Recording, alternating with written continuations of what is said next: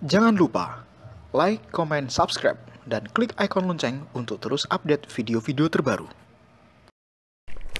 Assalamualaikum warahmatullahi wabarakatuh. Wahai sahabatku, semoga sahabatku dalam kondisi sehat walafiat di bawah lindungan dari Allah Subhanahu wa Ta'ala. Indonesia atau tanah Nusantara ini banyak memiliki ilmuwan-ilmuwan yang luar biasa. Para ulamanya juga luar biasa. Di Mekah Al-Mukarramah misalnya, banyak ulama-ulama kita yang berasal dari Indonesia ini menghasilkan kitab dan menjadi tenaga pengajar luar biasa di Mekah Al-Mukarramah pada masa lalu. Kita bisa mengambil contoh misalnya Syekh Imam Nawawi Al-Bantani. Kita juga bisa melihat misalnya Syekh Yasin Al-Padani dan Ahmad Khotib Al-Minangkabawi dan macam-macam. Jadi banyak sekali. Karena itulah maka pada kesempatan kali ini saya akan membahas salah satu ulama dari tanah Nusantara yang jarang dibahas, jarang diketahui oleh banyak orang. Siapa dia? Dia adalah kelahiran dari Kuala Tungkal, Jambi. Namanya adalah Syekh Abdul Hamid bin Muhammad Amin Al-Banjari atau dikenal dengan Syekh Abdul Hamid At-Tungkal atau Tungkali gitu. Karena dari Kuala Tungkal Tanjung Jabung Barat saat ini di daerah Jambi. Salah satu karya beliau yang saya pernah belajar kepada Syekh Ali, Kiai Haji Ali bin Syekh Abdul Wahab di Kuala Tungkal adalah karya dari Syekh Abdul Hamid bin Muhammad Amin Al-Banjari adalah kitab Petunjuk yang Indah. Kitab Petunjuk Indah ini adalah susunan dari beliau, dari Syekh Abdul Hamid bin Muhammad Amin Al-Banjari. Beliau, Syekh Abdul Hamid bin Muhammad Amin Al-Banjari, lahir di Kuala Tungkal pada tahun 1929 dan beliau meninggal pada tahun 1990. Beliau belajar di Madrasah Sholatiyah. Madrasah Sholatiyah itu adalah madrasah yang didirikan pada tahun 1292 Hijriah oleh Rahmatullah bin Khalil Al-Hindi. Jadi orang India yang dia pindah dari India ke Makkah lalu mendirikan madrasah ini. Rahmatullah bin Khalil Al-Hindi. Nah, beliau Syekh Abdul Hamid bin Muhammad Amin Al-Banjari itu belajar di madrasah ini. Itu adalah sebuah madrasah yang terkenal karena di tempat ini Kiai Haji Hashim Asy'ari Tebuireng, pendiri Nahdlatul Ulama, dan juga Kiai Haji Ahmad Dahlan, pendiri dari Muhammadiyah, pernah belajar di madrasah ini. Itu menunjukkan bahwa madrasah ini sangat penting. Setelah lulus dari madrasah Sholatiyah ini, maka Syekh Abdul Hamid bin Muhammad Amin Al-Banjari menjadi lulusan yang dengan nilai yang bagus, maka dia diperintah oleh Muhammad Sulaiman untuk mengajar di sana. Ketika dia mengajar di sana, maka kemudian dia pun mengajar juga di Madrasah Abdullah bin Zubair. Beliau juga mengajar di Madrasah Tarbiyah Islamiyah Ja'far bin Abi Thalib.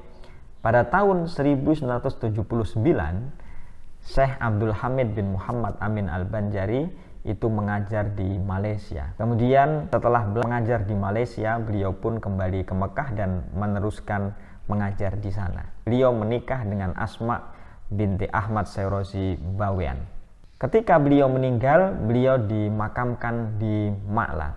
Di antara karya-karya beliau adalah pertama Petunjuk yang Indah. Ini yang saya bahas, yang saya pegang, saya punya ini.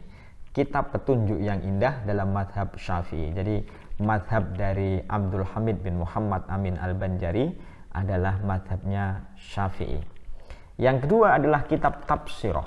Yang ketiga adalah kitab Muhibbatudzil Ihsan. Yang keempat kitab Bulughul Murad fi Majmu'il Awrad. Berikutnya adalah kitab Al-Anwarul Bahiyah. Kemudian beliau pun menyusun kitab namanya Tadhkiratun Nafi'ah dan kitab-kitab yang lain.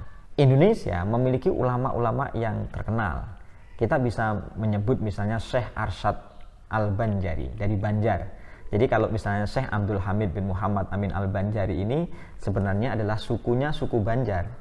Tetapi kemudian suku Banjar ini berpindah ke daerah Kuala Tungkal. Jadi Kuala Tungkal Jambi itu banyak dihuni oleh orang-orang yang bersuku Banjar. Daerahnya adalah daerah yang tepi laut. Jadi banyak orang-orang dari Banjarmasin datang ke Kuala Tungkal lalu menyebarkan ajaran Islam di sana. Guru saya Syekh Ali bin Abdul Wahhab ini yang menjadi pendiri dari pesantren Al-Baqiyatus Sholihat itu diceritakan adalah turunan dari Syekh Arsyad Banjar ini. Jadi Syekh Arsyad Banjar memiliki kitab namanya Sabilul Muhtadin. Dalam kitab Sabilul Muhtadin itu dijelaskan dalam hal warisan misalnya namanya tradisi perpantangan. Kenapa demikian? Karena daerah di mana Syekh Arsyad Banjar itu hidup, laki-laki dengan perempuan, suami istri itu bekerja bersama-sama.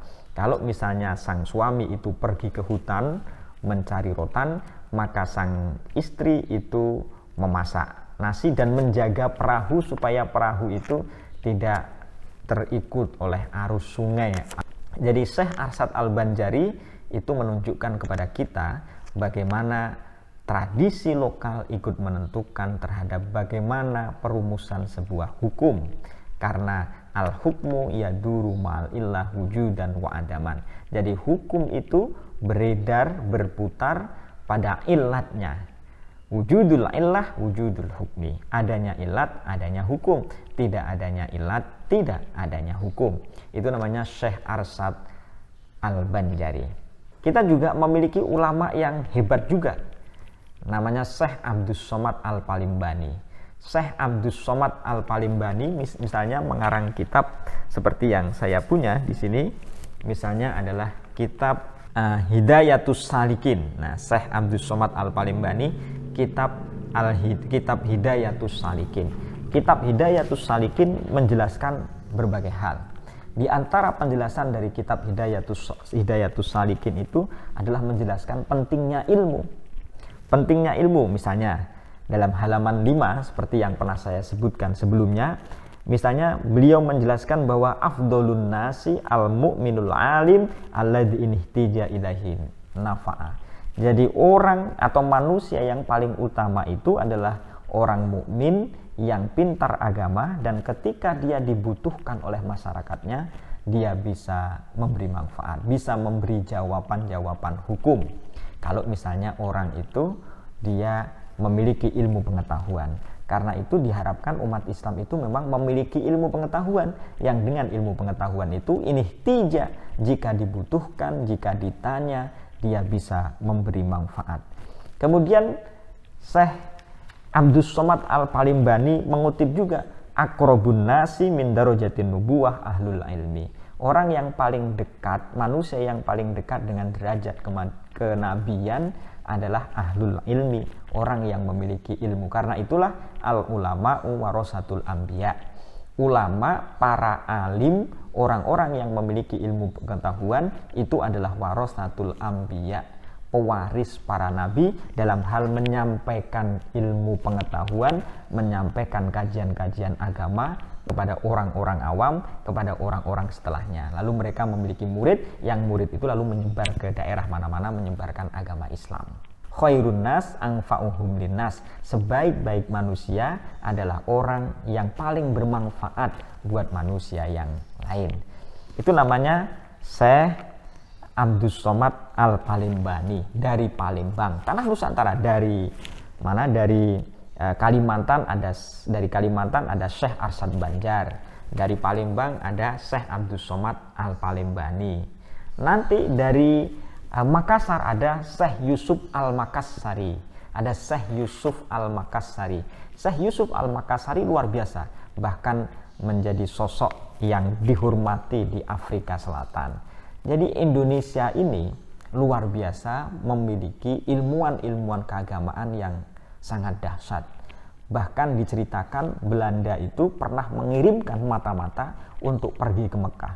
Kenapa sih orang-orang yang habis pergi dari Mekah, ketika dia belajar di Mekah di sana, pulang itu kok melawan terhadap penjajah? Di Indonesia juga ada thariqah, namanya thariqah Qadiriyah wan Naksabandiyah.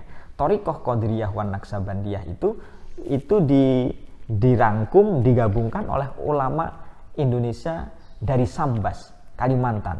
Namanya Ahmad Khotib Sambas. Ahmad Khotib Sambas ini luar biasa. Beliau yang menggabungkan antara Qadiriyah wan Naksabandiyah yang banyak diikuti di Indonesia juga. Nah, karena itulah maka salah satu ulama yang jarang dibahas itu adalah Syekh Abdul Hamid bin Muhammad Amin Al-Banjari. Beliau ini mengarang banyak kitab seperti yang saya jelaskan tadi, diantaranya adalah Petunjuk yang Indah dalam mazhab Syafi'i, ada kitab At-Tabsyirah, ada kitab Muhibbatul Ihsan, ada kitab Bulughul Murad fi Majmu'il Awrad, ada kitab Al-Anwarul Bahiyah, ada kitab Tadhkiratun Nafi'ah, susunan dari Syekh Abdul Hamid bin Muhammad Amin Al-Banjari. Salah satu buku yang dipelajari di dunia Arab yang dari Indonesia, tinggal di Indonesia, berasal dari tanah Jampes Kediri, namanya Syekh Ihsan Jampes. Syekh Ihsan Jampes itu menyusun kitab namanya Sirajut Thalibin. Syekh Ihsan Jampes dalam kitabnya Sirajut Thalibin itu dikaji oleh banyak orang, sehingga ketika banyak peneliti baik tingkat tesis, disertasi, skripsi yang menulis tentang pemikiran Imam Al-Ghazali, itu diantaranya merujuk dari susunan kitab yang disusun oleh Syekh Ihsan Jampes, namanya kitab Sirajut Thalibin. Sahabatku, kita patut berbangga menjadi warga Indonesia ini. Kita patut bersyukur karena Allah Subhanahu wa Ta'ala menggerakkan orang-orang Nusantara dalam memahami ajaran agamanya, sehingga para generasi setelahnya bisa melihat pemikiran-pemikiran beliau. Semoga ini bermanfaat, semoga kita menjadi orang yang terinspirasi dari ulama-ulama besar ini. Demikian, semoga bermanfaat. Assalamualaikum warahmatullahi wabarakatuh.